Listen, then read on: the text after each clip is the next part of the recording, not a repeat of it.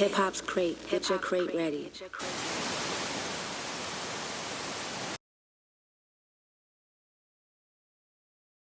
Yo, what's good? It's G-MIMS coming straight out of Harlem. You now tapped into Hip Hop's Crate. Get your crate ready.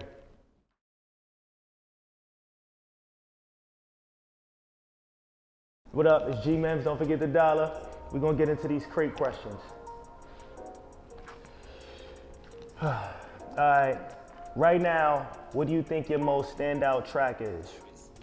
I'm gonna say right now my most standout track is Big Bag. I just got a plat, which kind of from my man Fred the Godson, so it sort of reminds me of our record that we got out this year, also called Something Beautiful. That's doing pretty well. So it depends on what we're talking about, like in the streets where I'm from. Big Bag and Pick It Up. Shout out to my man Double Nichols. He produced both those records. Those records are really doing dope. And on the internet, it's a record called Something Beautiful featuring me, Fred the Godson, and Rick Hyde. So, you know, good question. If you could have a sit down with anyone, dead or alive, who would it be? Whew. I would have a sit down with, I'm not gonna lie, I would have a sit down with Chris Lighty. And I would talk to him about, you know, what it takes for like an artist to really like cross over and tap into things outside of just music. You know, he was really good at finding outlets and platforms for hip hop. And he was a part of my pop's legacy, so I would have loved to have a conversation with him now as the artist that I am today. So if I could speak to anyone right now, dead or alive, it would be Lighty, to learn from him, soak up some game, and learn how to get to the bag. Shout out to Violators forever. If you could be a feature on any classic rap album, which album would it be? Woo! If I could be a feature on any classic rap album, which album would it be? I would have been a feature on, I have a question. I wonder, does the Carter 3 have any features on it? No rap features on Carter 3 besides Jay-Z? Maybe. If that's so, put me on Lil Wayne's The Carter 3. Could I give you another album? I'm gonna say put me on Mace Harlem World. Or Cameron's Come Home With Me. Yeah, Cameron's Come Home With Me, that's kind of fire too, you know what I mean? Those are for all different purposes, you know what I mean? I really think I would have loved to have been on, yo, you know what? I got an even better one. If I could be a feature on any classic rap album, it would be Miseducation of Lauryn Hill. Sign me up. Classic rap feature. Word. That's my answer. If you worked with the late, great rapper, Fred da Godson, you have worked with the late, great rapper, Fred da Godson. How did that come about, and how did his untimely death affect you? Man. All right, so RP to Fred da Godson, and shout out to the whole TBM family. Shout out to his daughter, shout out to Leanne, shout out to my boy Izzo. Fred da Godson came about in like two different ways. The backstory with Fred is that he has family that's in relation to my family from my pops. For those of you who know who my pops is, Fred's family is married into family with my pops, of my pops. So, you know, we're as good as family. So I've known Fred for a while. I really got acquainted with him through my man Arsonist, who I met through my man Laurent. Arsonist is the producer. He is Heatmakers. You know, if you know who the Heatmakers are, it always sounds like a bunch of people, but it's really just, you know what I mean? It's a team, but the producer is Arsonist. And you know, I got introduced to Arsonist, and I started working in the Diamond District studio, and I just became really close friends with Fred. It became like a brotherhood. Nothing. It wasn't even dependent on music. It was just how we vibed. So that's how that really came about. It came over time. It came over spending hours in the studio, playing 2K. I remember Fred seeing me at a Jack the Thriller freestyle event. And when I seen him later on in the Heatmaker studio, I wasn't that acquainted with him. I asked him what he thought.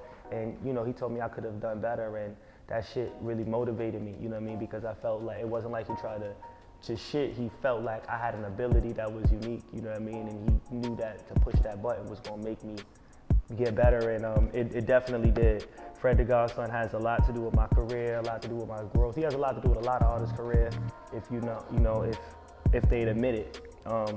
And if you did some homework on it, Fred is a very special person, and I'm honored to have been a part of his legacy. Now his death. I mean, man, I was with Fred the last couple days, probably before he started getting sick. Maybe, he was a workhorse, and he was always in the studio. We was always trying to figure out a way to record. We was always trying to figure out a way to keep the grind going even through the pandemic. And, partially not being able to gauge how serious it was, put my boy in harm's way. And some way, somehow he got exposed to COVID, and he had to go to the hospital, and we all know what happened. His death affected me in a way that it affected me positively, and it affected me it made me cherish my moments. You know what I mean? It made me realize that every time you go and lock in towards your dream, you got to put real action to it, because tomorrow's not promised. And one thing you learn is that Fred affected a lot of people. He touched a lot of people, and you never know how far your music goes. You feel me? You never know who your music is motivating and giving incentive to move on and move forward in the next day. So it affected me and a lot of people around us, a lot of people around me. And both, we miss him, but he's still here. He's still here. He still has an effect on us all positively. So shout out to my bro, Fred the Godson. Love you forever, my bro.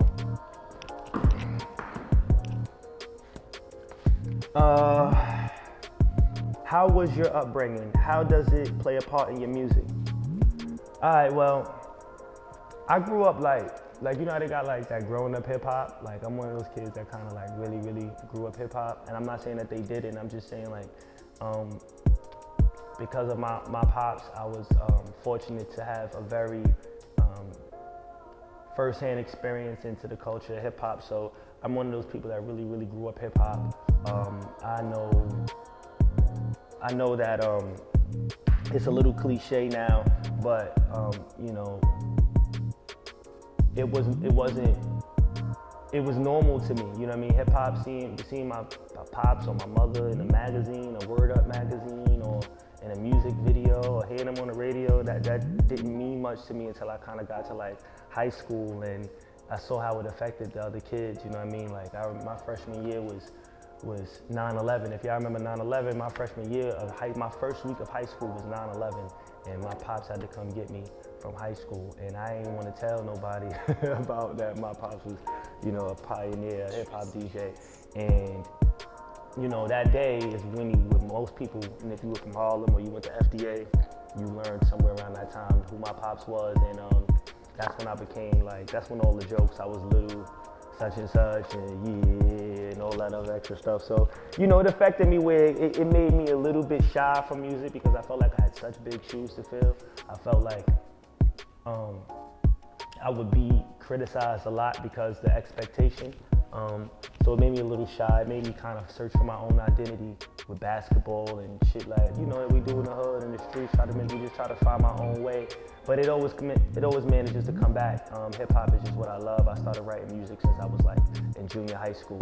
So it played a major role. It's the culture that I live by. So it affects my life every day. It's a part of my life every day.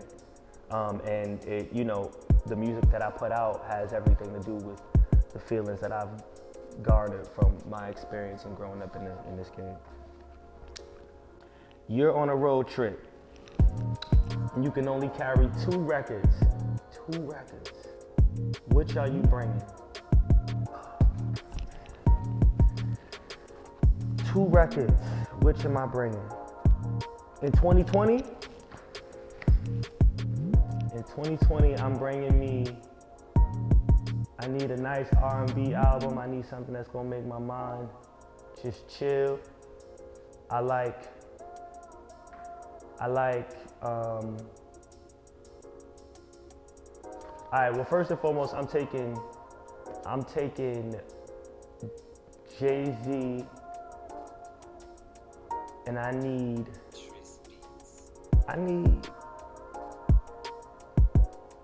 damn, Jay, which one I'm taking, man? I think I might go with Blueprint. I'm taking Jay-Z Blueprint, and I'm taking, and I might take like Usher 8701.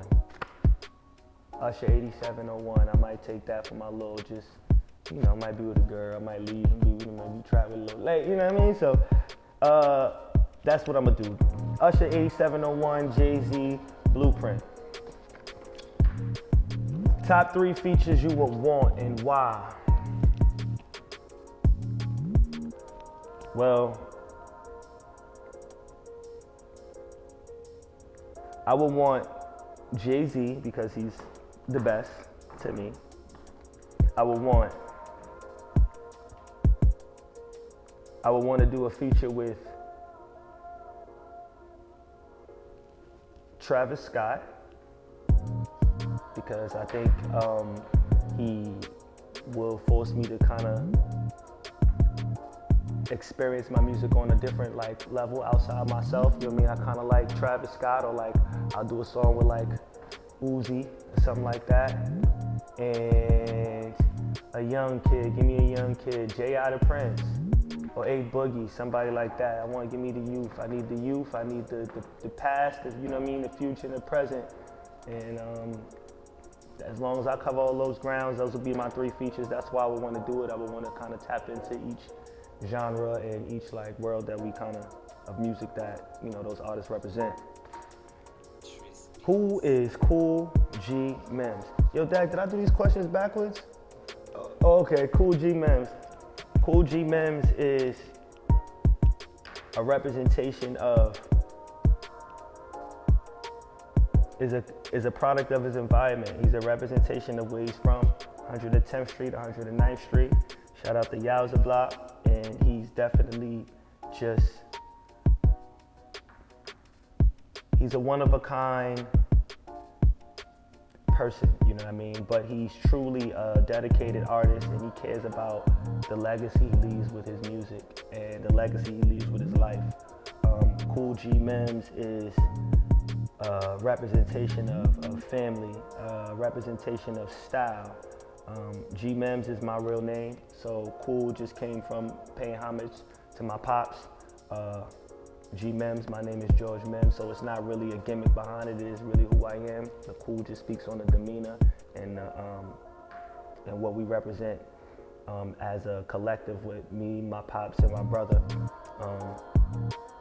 And you know, the G MIMS is just carries my family with me. You know what I mean? I keep the G MIMS to carry with my family. A lot of people ask me if I'm the other MIMS guy. Shout out to MIMS.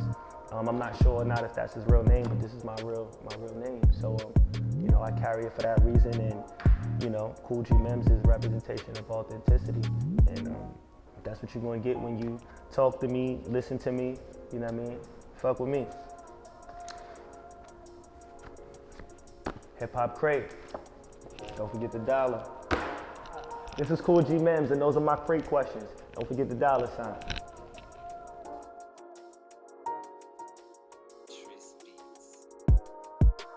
This is Cool G MIMS, and this is my crate vision. In the next 5 years, you know, I expect that the ceiling is kind of blown off the roof for me and my brand, for my team. I look forward to having our businesses up and rolling. We took the time out to invest in all of our aspirations this year. So, you know, all the seeds were sown this year. So in 5 years, I expect to see how those flowers have blossomed. I hope to still definitely be doing, I know I'm gonna still be doing music. My life is music, you know what I mean? I'm not really one of those people growing up to be an artist or be in hip hop. I'm really like grow up hip hop, so that's my life.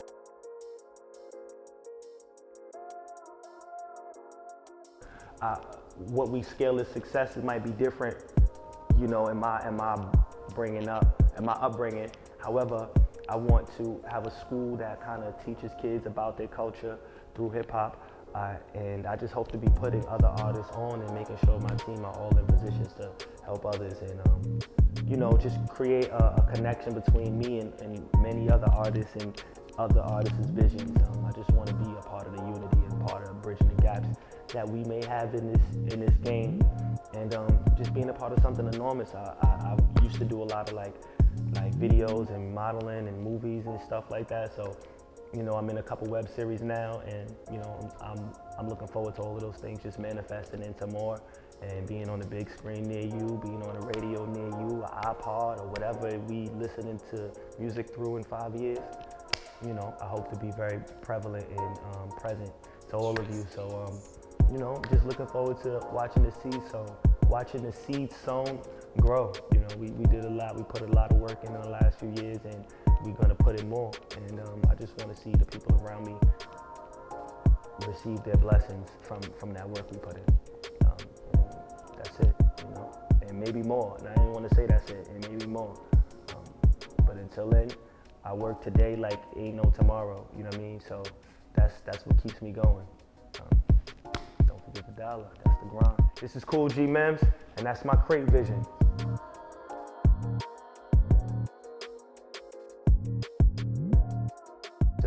Yo, what's up? This is Cool G MIMS, and this is my crate vibes. I've learned to embrace that pressure when it's time to make it. This how Kurt felt when Jordan said it's time to take it. We built this shit up from the ground so it lasts to be ancient. I'm deep rooted, try to blossom through the cracked pavement, Master P my limitations. I can't allow these label niggas to control my fate. I must be Reggie, I went indie and I chose my pace.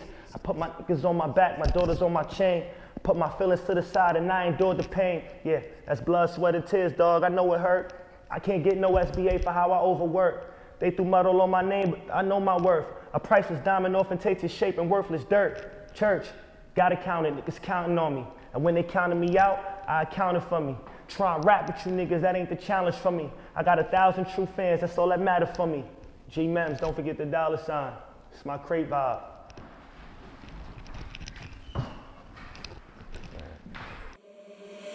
Hip hop's crate. Get your crate ready.